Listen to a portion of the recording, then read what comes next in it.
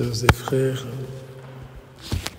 je ne sais pas vous, mais cette page d'évangile a évoqué toutes sortes de choses dans ma tête, dans mon cœur, dans ma prière, dans mon corps, je l'espère également.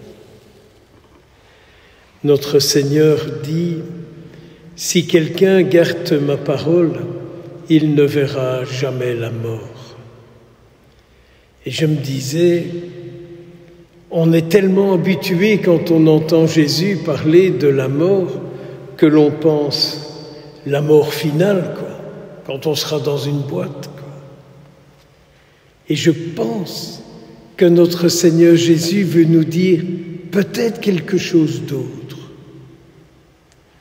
Dans le cours de nos vies, nous vivons des situations de mort.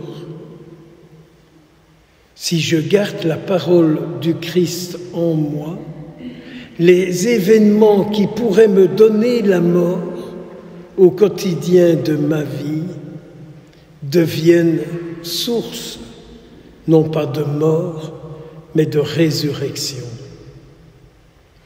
Regardez un peu, quand quelque chose vous arrive et que le Seigneur nous fait la grâce de ramener à notre cœur, à nos pensées, à nos corps, une de ces paroles, l'événement ne nous détruit pas, l'événement ne nous abîme pas notre vie. D'où l'importance, par nos prières, par nos méditations, par nos temps d'oraison, de garder la parole du Seigneur. S'il pouvait y avoir que ces saintes paroles en nous, nous ferions les mêmes miracles que Jésus. Mais il y a d'abord le moi.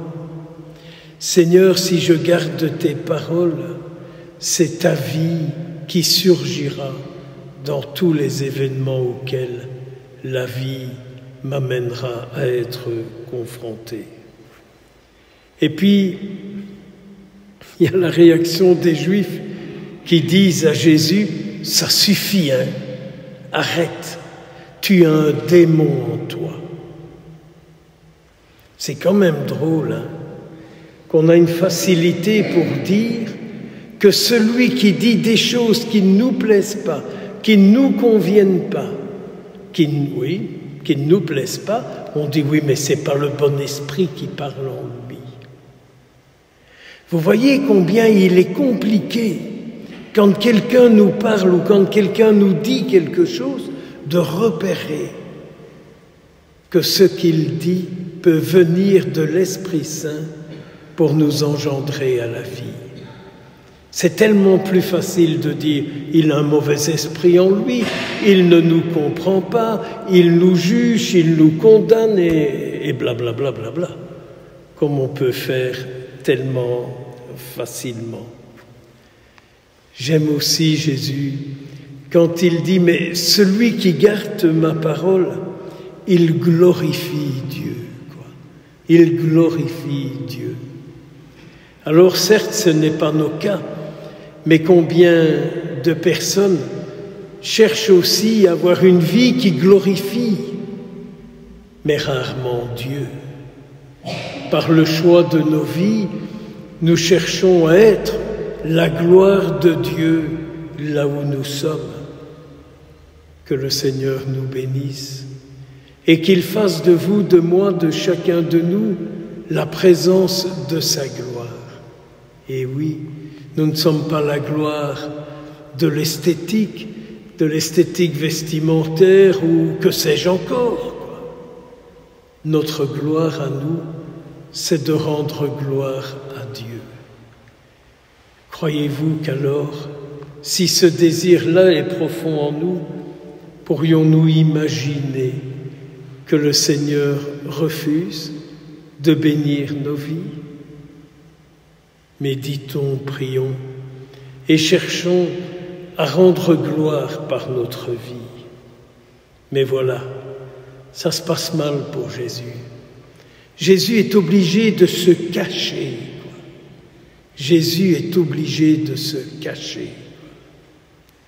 Et je me disais, ou plutôt je lui disais, mais Seigneur, montre-moi où tu te caches. J'irai te libérer. J'irai te sortir de cette cachette, car je veux vraiment que tu redeviennes libre dans ce monde dans lequel je vis. Je voudrais vraiment que tu retrouves toute ta liberté en moi. Je voudrais que tu puisses retrouver toute ta vie dans ma congrégation, dans ma communauté, là où je suis, dans ma famille et partout. Seigneur, ne te cache plus, ne te cache plus. Je sais qu'il te prépare des pierres. Je sais que tu ne plais pas à tout le monde, mais c'est pas grave, Seigneur. Je vais essayer. Je vais tout faire de ma vie avec ta grâce, afin que toutes ces pierres, elles ne puissent pas t'atteindre. Puisse la Vierge Marie être toute proche de nous, elle qui n'a qu'un souci, la vie du Christ et la vie de celles et ceux qui se lient pour toujours avec lui. Amen.